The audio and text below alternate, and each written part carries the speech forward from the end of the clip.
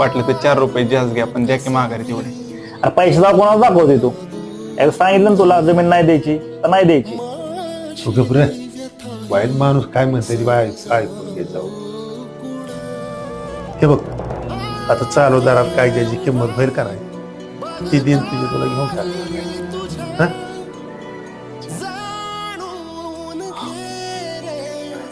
येऊ का?